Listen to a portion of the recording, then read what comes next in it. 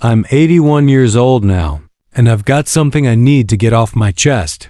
Something I wish somebody had sat me down and told me when I was 30, or 40, or even 50. It's about the quiet pain most of us carry around, the kind we tell ourselves we'll deal with later. Turns out later doesn't always show up. For more than 60 years, I lived under the idea that being a man meant handling everything on your own. I had a good job started as a mechanic right out of high school, worked my way up to shop foreman, then manager, steady paycheck, benefits, the whole deal. Got married at 24 to a wonderful woman named Ruth. We raised 3 kids in a little ranch house outside Cleveland. From the outside, everything looked solid. Church on Sundays, little league games, backyard barbecues.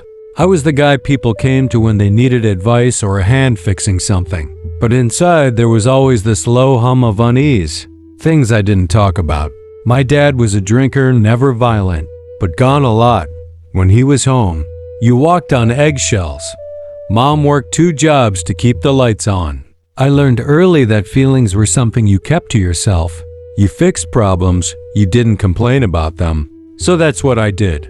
I fixed things, worked overtime, coached the kids' teams, mowed the lawn every Saturday. If I felt down or anxious, or just bone tired in a way sleep didn't fix, I pushed it down, told myself, "You've got it good. Quit feeling sorry for yourself." That was my mantra. Don't be weak. By the time I hit my late 40s, the tiredness started getting heavier. I'd come home from work, sit in my recliner, and just stare at the TV without really watching it. Ruth would ask, "You okay, hon?" And I'd say, "Yeah, just a long day." I started having trouble sleeping lying, awake for hours thinking about everything I had to do the next day.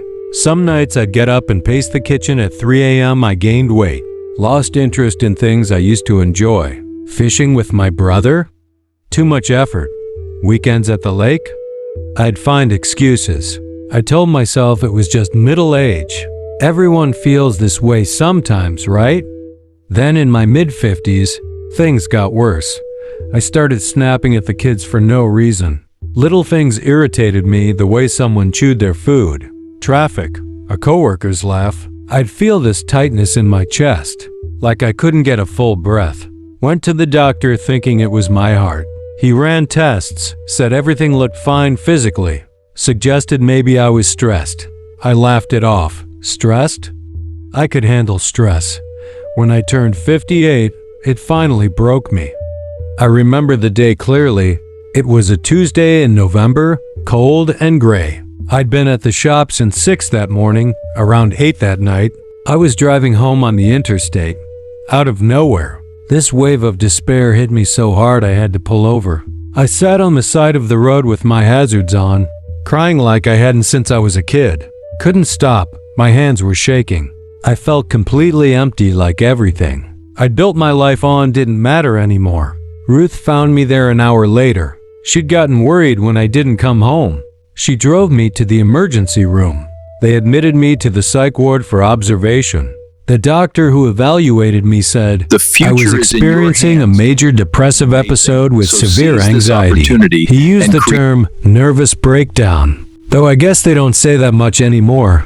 Whatever you call it, I had finally run out of the ability to pretend. I spent 10 days in the hospital. First time in my life I wasn't working, wasn't fixing anything, wasn't putting on a brave face. I just sat there with my thoughts. And you know what? It was terrifying at first, but it was also the beginning of something better. They started me on an antidepressant, put me in group therapy. A psychiatrist sat with me one-on-one and asked questions nobody had ever asked before. How did I really feel about my father's drinking? Did I ever grieve when my mom passed at 65? How did I cope with losing my youngest brother to cancer 10 years earlier? I'd never let myself feel any of that. I just kept moving. After I got out, I kept going to therapy once a week for years. Ruth came with me sometimes. We talked about things we should have talked about decades earlier. I learned that asking for help wasn't weakness. It was the strongest thing I'd ever done. I retired at 65, earlier than I'd planned. Sold the boat I never used. Started walking every morning. Took up woodworking again, something I'd loved as a kid but abandoned when real life started. I volunteered at the Veterans Center, just listening to guys talk. Turns out listening is a skill I wish I'd learned sooner. These last 23 years have been the most peaceful of my life. Not because everything's perfect. I lost Ruth to dementia 5 years ago, and that was its own kind of heartbreak, but because I finally know how to sit with hard feelings instead of running from them. I take my medication. I see my therapist when I need to. I talk to my kids openly now. They tell me things they never would have before. I have 5 grandkids, ages 8 to 19. I watch them growing up in this fast-paced world, phones, social media, pressure to achieve from the time they're in kindergarten. I see some of the same patterns starting, pushing through exhaustion, comparing themselves to everyone online, putting on a happy face even when they're struggling. I try to tell them gently, you don't have to wait until you're 58 to start taking care of your mind. You don't have to carry everything alone. It's okay to feel sad, or anxious, or overwhelmed. Those feelings aren't failures, they're signals. And there are people trained to help you understand them. Most of them smile and nod, the way I probably would have at their age. They think Grandpa's just old and worrying too much. They believe they've got time, but I know how fast time goes. I think about my old friend Tom sometimes. Worked at the same shop as me for 30 years. Always joking, always busy. Saw it he'd travel when he retired. Killed himself at 62, left a note that just said, I'm tired. His wife told me later he'd been suffering quietly for years. Never told a soul. I think about all the years I lost not to death, but to numbness. Years I could have been more present with my wife, my kids. Years I spent performing strength instead of living honestly. My biggest regrets aren't the mistakes I made. They're the conversations I avoided, the appointments I canceled, the nights I sat alone with a beer instead of reaching out, the decades I spent telling myself I was fine when I clearly wasn't. If I could go back and talk to my 40-year-old self, the one working 60-hour weeks, coaching baseball, pretending everything was great, I'd say, stop, slow down, feel what you're feeling, talk to someone. Your family loves you, but they can't help if you won't let them in. Strength isn't pushing through until you break. Strength is knowing when you need support and accepting it. I'm 81 now. My body's slowing down, bad knees. Hearing's not what it used to be, but my mind? It's clearer and calmer than it's been since I was a boy. I protect that peace every day. I take my walks. I call my kids just to chat. I tell people I love them without waiting for a special occasion. And I'm telling you this because maybe you're where I was.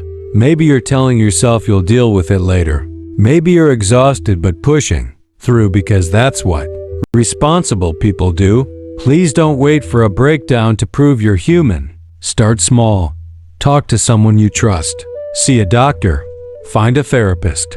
Read a book about mental health. Go for a walk and let yourself think without distraction. Whatever feels doable, just start. Because the truth I learned the hard way is this.